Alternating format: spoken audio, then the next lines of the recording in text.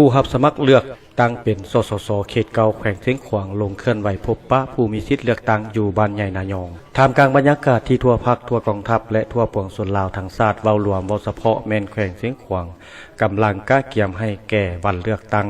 ครั้งสำคัญบรรดาผู้รับสมัครเลือกตั้งเป็นสมาชิกสภาแห่งชาติสุทธิ10เขตเลือกตั้งที่เก่าแขวงเสียงขวางจำนวน10ท่านได้ลงเคลื่อนไหวพบปะและโฆษณาหาเสียงอยู่บ้านใหญ่นายองเมืองคำในตอนเช้าของวันที่12กุมภาพันธ์2026เป็นมื้อที่4การลงพบปะครั้งนี้มีจุดประสงค์เพื่อให้บรรดาผู้สมัครรับเลือกตั้งได้นำเสนอชีวประวัติผลงานแผนการเคลื่อนไหวและหากได้รับความไว้วางใจจากประชาชนเข้าไปเฮ็ดหน้าที่เป็นตัวแทนแห่งสิทธิผลประโยชน์ของประชาชนในสภาแห่งชาติโดยมีคณะพรรคอำนาจการปกครองบ้านบรรดาพ่อแม่ประชาชนครูอาจารย์และน้องนักเรียนได้เข้าร่วมรับฟังอย่างพร้อมเพรียงบรรยากาศการพบปะได้ดำเนินไปด้วยความเป็นกันเองและเต็มไปด้วยความหมายความสำคัญทางด้านการเมืองในโอกาสนี้ประชาชนยังได้แสดงความรู้สึกของตนเองออกมาว่ารู้สึกดีอกดีใจที่ได้เห็นใบหน้าและได้รับฟังวิสัยทัศน์ของผู้สมัครแต่ละท่านอย่างใกล้ชิดพร้อมทางตั้งความหวังว่าผู้ที่จะได้รับเลือกตั้งจะเป็นขัวต่อที่เข้มแข็งในการนำเอาปัญหาความยุ่งยากของท้องถิ่นไปเสนอต่อสภาเพื่อแก้ไขครูอาจารย์และนักเรียนก็ได้แสดงความเชื่อมั่นต่อขบวนการเลือกตั้งที่โปร่งใสและหวังยิ่งว่าสสสชุดใหม่จะให้ความสำคัญต่อการพัฒนาการศึกษาและสร้างโอกาสให้แก่สาวหนุ่มเยาวชนในเขตห่างไกลซอกหลีกพร้อมทางเรียกร้องเชิญชวนมายังพลเมืองลาวทุกคนที่มีสิทธิ์ปอนบัตรในทั่วเมืองคำก็คือทั่วแขวงเสียงขวางจงพร้อมใจกันไปนำใช้สิทธิประชาธิปไตยของตนในวันอาทิตย์ที่22กุมภาพันธ์2026นี้1บัตรของท่านคือ1เสียงสำคัญในการเลือกเอาคนดีคนที่มีความรู้ความสามารถเข้าไปบริหารประเทศชาติเพื่อความวัฒนถาวรของชาติลาวเฮาข้าพเจ้าชื่อนางใสเนาะอยู่คุ้มบ้านนะไพเมืองคำแข็งเสียงขวางมื้อนี้ได้ภาคภูมิใจที่สุด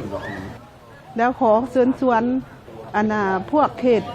คณะเขตของพวกเฮาลองมัดใจแล้วก็ทั้งประเทศมีสิทธิ์เข้าร่วมเลือกตั้งสภา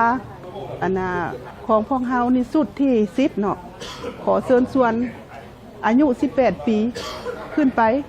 ขอเชิญชวนมามีสิทธิ์เลือกตั้งสภาสุดที่10นำพวกเฮาเด้อสวัสดีข้าพเจ้าสอนสุขสนสิทธิ์เป็นครูสอนอยู่เรียนมสอนป่าวันนี้มีความภาคภูมิใจหลายเนาะที่ว่าจะได้ใช้สิทธิ์ในการเลือกตั้งเนาะ1สิทธิ์1เสียงมีคุณค่าหลายสำหรับประชาชนลาวของพวกเราเนาะที่ว่าจะได้เลือกเอาผู้แทนของประเทศของพวกเราเนาะของเขตของเราเพื่อจะเป็นกระบอกเสียงให้กับบ้านของพวกเราเนาะที่ว่ามีปัญหาต่างๆจะได้เป็นหางเสียงขึ้นไปหาสภาเพื่อแก้ไขปัญหาท้องถิ่นของพวกเราและฉะนั้นขอให้ทุกคนที่มีอายุแต่18ปีขึ้นไปเนาะเพราะว่าจะอยู่บ้านใดเขตใดเขตเฮาก็แล้วแต่ทั่วประเทศลาวของพวกเราเนาะจงมาพร้อมกันใช้สิทธิ์ใช้เสียงเลือกตั้งเอาสภาสุดสิทธิ์ของพวกเราเนาะทั่วประเทศเนาะขอบใจสบายดีน้องซื้อเท้าใส่คำปัจจุบันเรียนอยู่ห้องม.7 โรงเรียนม.สนาป่าก็ขอยังห้องเชิญชวนประชาชนคนลาวทั่วประเทศเนาะหรือว่าอยู่เขตนี้หรือว่าอยู่เขตใดก็แล้วแต่ทั่วประเทศ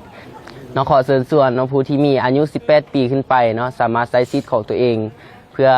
เลือกตั้งเอาผู้แทนที่เป็นคนดีมีคุณภาพเนาะเพื่อเข้า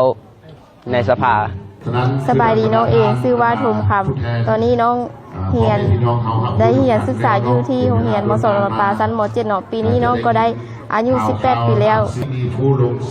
น้องก็อยากขอเชิญชวนให้พ่อแม่ประชาชนหรือไอ้น้องทหารตำรวจเขตใดหรือว่าอยู่ในขอบเขตนี้ให้มาเลือกตั้งผู้แทนของประเทศลาวเฮาให้มีความเข้มแข็งแล้วก็